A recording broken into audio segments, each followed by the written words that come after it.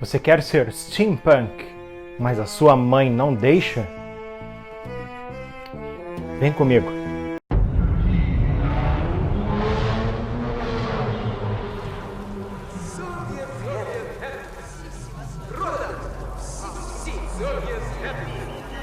Hoje vamos falar de A Máquina Diferencial, escrito por William Gibson e Bruce Sterling, autores que a gente já falou aqui no canal. A gente já resenhou o Neuromancer do William Gibson e também o Piratas de Dados do Bruce Sterling. Agora vamos para a obra que é a obra basilar do que depois ficou conhecido como steampunk. Mas afinal, o que é o steampunk? Responder essa pergunta é quase como narrar o enredo e descrever um mundo de A Máquina Diferencial. A história se passa em uma era vitoriana alternativa na Inglaterra, em que um partido radical assumindo o poder conseguiu fazer com que a invenção do matemático e inventor Charles Babbage, a máquina diferencial, fosse levada a êxito, né? Com esse desenvolvimento tecnológico, acabou impulsionando um crescimento tecnológico da Inglaterra muito maior do que ela teve na época, né? Na realidade, né? E a história vai seguir vários personagens que, de alguma forma ou outra, estão envolvidos com um pequeno pacote com cartões perfurados, né? Que é a forma como a máquina diferencial lê informações e transmite dados, né? Parece um pouco informação demais, né? História alternativa, era vitoriana e steampunk e a máquina diferencial, né? História alternativa é quando se faz uma especulação de como seria se algo relevante na história não fosse como conhecemos, né? O exemplo mais conhecido é se a Alemanha tivesse vencido na Segunda Guerra Mundial.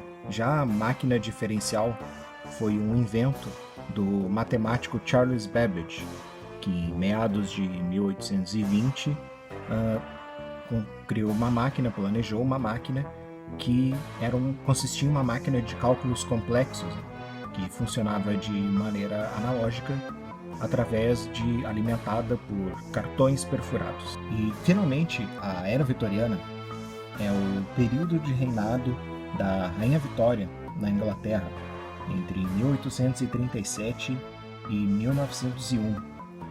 É conhecido como um período de paz e prosperidade no Império Britânico, onde obtiveram muito sucesso em lucrar, em colher lucros da exploração das colônias, né?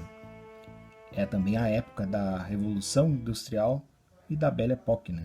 Com toda a opulência e a pobreza coexistindo. Na história, a gente vai acompanhar vários personagens que, de uma forma ou outra, estão envolvidos com a posse de um punhado de cartões perfurados, né? Que são a forma com que a máquina diferencial se alimenta de dados, né? E na primeira parte, a gente vai conhecer a Sybil Gerard. Relembra o seu passado quando conheceu o charmoso e trapaceiro Rick Dandy. E relembra também o seu passado, né? É um trecho bem curtinho, ele funciona quase como um prólogo, né? Na segunda parte, aí é a aventura em si que ela vive com o Rick Dandy, né? E que envolve também uma conspiração envolvendo um golpe de Estado na República do Texas, onde ficaria os Estados Unidos. Aqui abro um parêntese. A especulação de Gibson e Sterling foi além da Inglaterra. Nesse mundo onde a Inglaterra se desenvolveu tecnologicamente muito mais do que na realidade, os Estados Unidos perderam a sua guerra de independência, tornando-se apenas um punhado de repúblicas manipuláveis pela política externa da Inglaterra, geralmente com generais no poder em sucessivos golpes de Estado.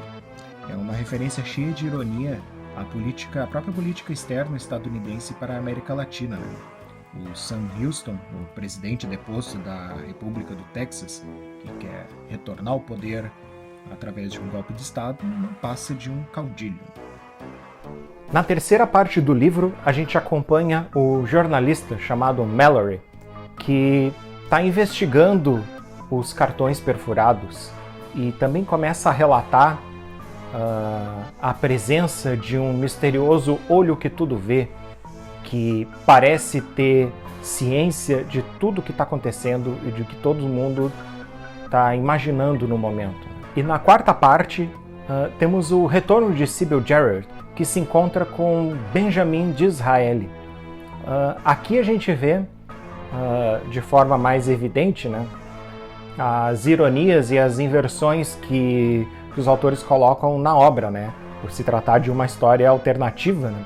Nesse mundo, o Benjamin Disraeli, ele é só um escritor popular, enquanto o Lord Byron ocupa um alto cargo no ministério inglês, né? Um alto cargo de poder, sendo que, na realidade, quem ocupou esse cargo foi o Benjamin Disraeli e o Lord Byron era um poeta popular, né? E também a Sybil Gerard, ela, na vida real, ela é um personagem de um dos livros do Disraeli, né? E vão adicionar mais mistérios ainda a questão dos cartões perfurados, que vai se resolver só no último parágrafo. No último parágrafo não, né? Vai se resolver só no último capítulo, que também é bem curtinho, ele funciona quase como um pós-fácil, né? E explica tudo, né? Óbvio que eu não vou falar para não estragar com spoilers, né? Até porque ler um livro de 500 páginas e vir alguém contar, é muito melhor a gente acompanhar isso, né? Mas confesso que é um final que ele ainda é bastante enigmático e é difícil de entender ele por si só. Mas também, pelo menos desde a primeira edição, o livro tem pós-fácios e um glossário e tem bastante material complementar que ajuda a gente a entender como é que é a trama, o que eles queriam passar com aquilo, né?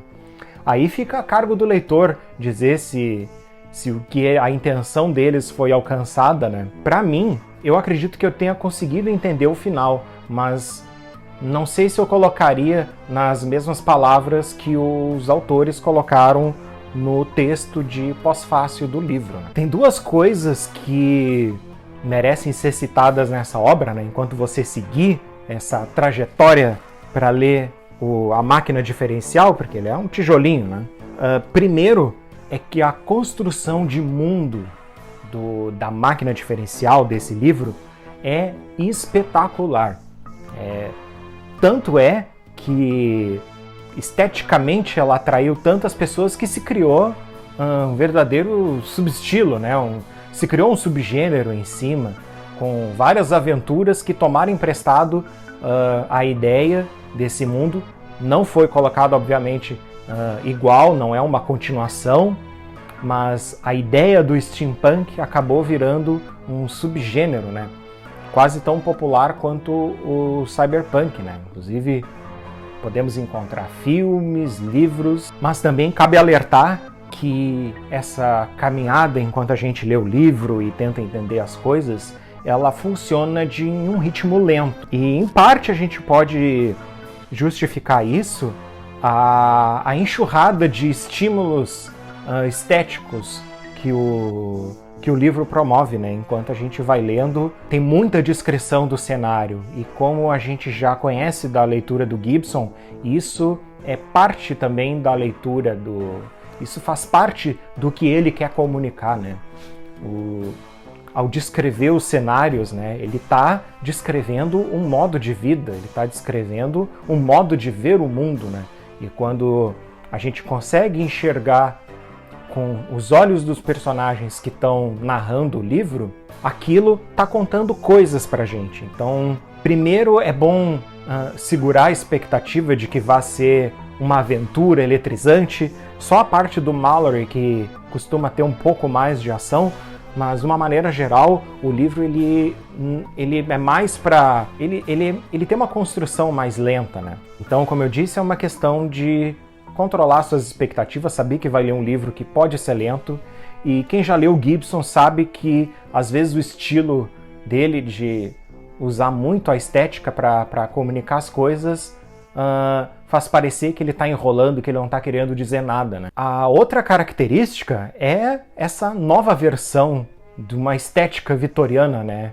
A gente pode chamar de neo-vitoriana, chegando a se desprender que o material original, né, a máquina diferencial, queria passar, né? Hoje em dia tem convenções e muitas pessoas arrumadas ao modo steampunk, mas esse apelo estético à maneira dos ricos se vestirem, ela não existe no livro. Não é o foco principal, né? Outra coisa muito interessante na estrutura do livro é que ela acaba lembrando um pouco a trilogia do Sprawl, né? Que é Neuromancer, Count Zero e Mona Lisa Overdrive, né? Esses 3 livros aqui. Por exemplo, a própria personagem, a Sybil Gerard, ela tem uma trajetória durante o livro parecida com a da Molly Millions, enquanto o Rick Dandy, ele é como se fosse um case, né? Só que aqui, na máquina diferencial, a história é narrada do ponto de vista pelo menos o trecho dela, né? É narrado do ponto de vista da própria Sybil, né? Na segunda parte, o Mallory, que faz uma exploração maior a respeito do mistério dos cartões perfurados, fica mais ou menos como o Bob Newmark no Count Zero, né? Inclusive tem um militar turrão e um brucutu, né, que ajuda o Mallory, né? Em A Máquina Diferencial é o Fraser, né? E em Count Zero é o Turner, que ajuda o personagem principal, né? E também em Mona Lisa Overdrive a gente tem o retorno da Sybil, assim como na Máquina Diferencial, na quarta parte, e no Mona Lisa Overdrive a gente tem o retorno da Molly Millions. Então a gente consegue estabelecer uma ligação e isso de certa forma ajuda a gente a entender o mistério final da Máquina Diferencial, né? Eu não vou contar aqui, mas eu acho que já deu uma dica. Espero não ter dado dicas demais. Espero sim que vocês leiam o livro, principalmente se você gosta de steampunk. É uma literatura obrigatória, né? Porque uma crítica que eu faço às obras que seguiram o steampunk, né? Muitas obras surfaram na onda e pegaram apenas a parte estética, aventuresca e divertida e meio que esvaziaram ela do sentido punk da coisa, né? A coisa da atitude, da revolta, do mundo cruel, né? Um mundo muito desigual que em A Máquina Diferencial é acentuado pela própria invenção, né? Pela própria tecnologia ser muito mais apurada nessa Inglaterra alternativa do que foi na realidade, né? Então, ser punk, ser rebelde era não apenas uma alternativa, mas para muitos personagens do livro era a única escolha, né? E então é isso aí, pessoal. Espero que vocês tenham gostado do vídeo. Sejam punks! Até a próxima!